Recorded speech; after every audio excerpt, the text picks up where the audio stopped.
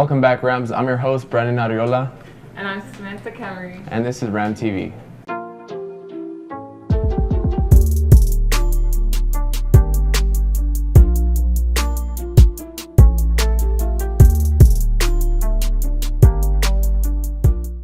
In Austria, about 2 million people have been placed on lockdown due to not being fully vaccinated against COVID-19. We are not taking this step lightly, but unfortunately, it is necessary. Chancellor Alexander Schallenberg said, "Unvaccinated people are only advised to leave their homes for limited reasons, such as working or buying food." On the eve of the new restrictions, there was a last-minute rush at vaccination centers in Upper Austria. On November 12th, North Carolina inmate Dante Sharp was pardoned and released after being wrongfully convicted of the murder of George Radcliffe and sentenced to life in prison at the age of 19.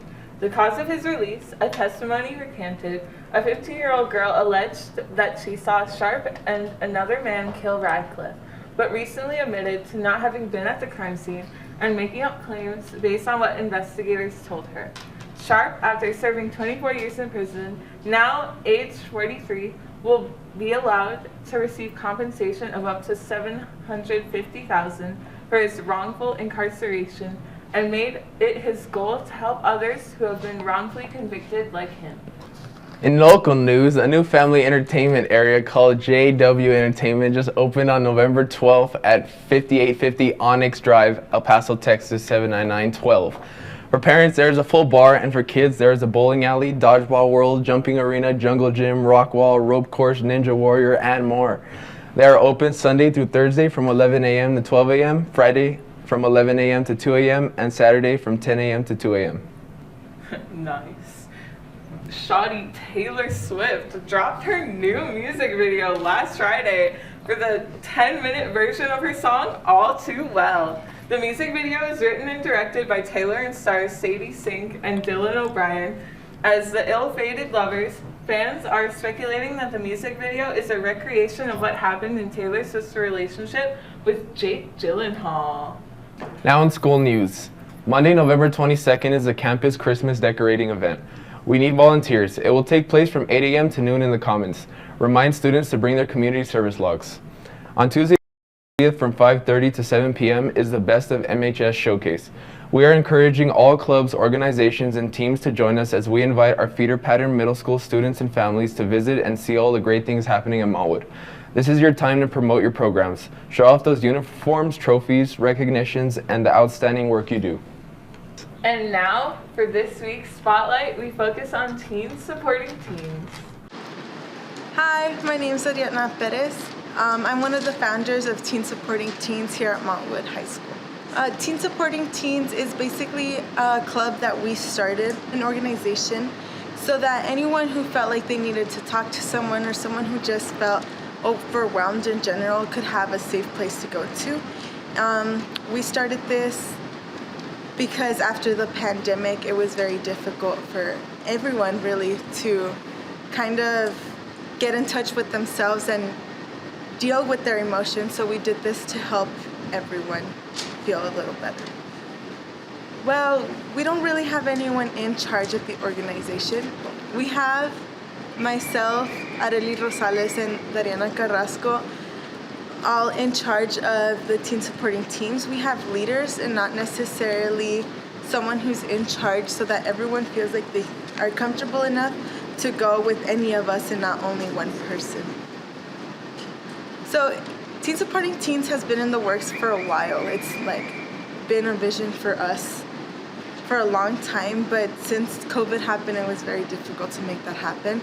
And this year we were fortunate enough to start it and have meetings in person finally. Meetings, we have these little tissue papers and we have markers, and we allow people to vent on that paper so that if they don't feel comfortable sharing it with us, then they're still letting it out and they're still able to express themselves. And we tell them to put it in a glass of water and they can see how it dissolves. That just shows how what you're feeling is temporary and it's okay, because eventually it'll be better. We have meetings every Wednesday after school in room A306. So this Wednesday we had the mental wellness night, and we had our booth basically showing Montwood what we do. We shared our information, our contact information, and how people can get a hold of us, but we also had people writing to their future selves or their past self, whatever they wanted. And we had them doing that so that they can see their progression from how they started and how they are now, because nothing is forever, everything is temporary, and there's always growth, there's always work and personal growth to be done. Yeah, that's what Teen Supporting Teens is about. If you'd like to join us, we would greatly appreciate it. Thank you guys for having us. And that concludes this week's episode of Ram TV. I'm your host, Samantha Kemry. And I'm your main host, Brandon Arriola. He is not the main host. And see you next week, Ram!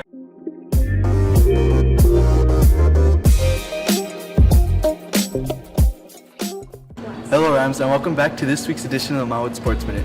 I'm your host, Ruben Boras, and without further ado, let's get started. Our ladies played versus Mountain View, and they lost a close one, 37-38, making their record 2 wins and 4 losses. Our boys basketball team was successful in beating El Dorado last Friday, 51-35. They also played Andros this Tuesday and unfortunately lost. Moving on, we have some free agent news in the MLB. Noah Syndergaard decided to sign a 1-year deal with the Los Angeles Angels worth $21 million. The former first-rounder did not play last year as he was injured, but it will be fun to see Shohei and Syndergaard pitching together. After the Blue Jays made their first postseason appearance since 2016, they have re-signed Jose Berreros to a 7-year deal worth $131 million. They acquired him on the trade deadline this past season, and he was a great help to them. The agency is only starting, and there will be much more big signees in the near future. Odell Beckham and Von Miller's debut on the Rams did not go as planned. First play of the game, Matthew Stafford threw right to OBJ. His very next target was an interception, and the rest of the game, things did not get better. The Rams could not get their offense going, and the defense could not stop the 49ers' run game. They ran for a total of 44 plays, and Kittle pancaked Von Miller with ease. The Rams will be on bye, and we will see if they could get things back together after back-to-back losses. Well, that's all the news in this week's edition of the Mount Sports Minute. I'm your host, Ruben Boras, and I hope you guys enjoyed. Stay safe and take care, Rams.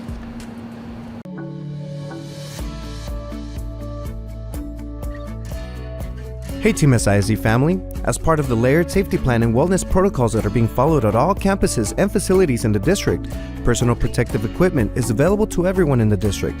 Anyone in Team SISD may request face masks, face shields, or desk shields to help stop the spread. Let's work together to keep our Socorro ISD family safe.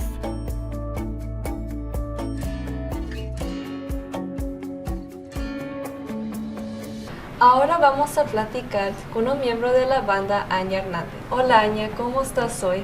Hola, estoy muy bien, gracias. ¿Tú? Qué bueno, muy bien, gracias. ¿Cómo te fue en el concurso de banda y cómo fue tocar con el UTEP? El concurso de banda era una experiencia que no puedo describir como es la primera competencia que fuimos a Area, que yo experiencié, y tocar con la banda de UTEP. Pues nunca pensé que iba a tocar con ellos y era una experiencia bien divertida. ¿Qué era el momento favorito para ti? Mi momento favorito para mí fue estar con todos de banda. Todos somos una familia, entonces estar con ellos fue algo divertido. ¿Y cómo te sentías en ese momento? Me sentía muy feliz porque pues todos estamos ahí, todos estamos experienciando lo mismo. Muchas gracias por platicar con nosotros, Anya. De nada, gracias por tenerme. Soy Daniel Ordaz y esto fue Ram TV.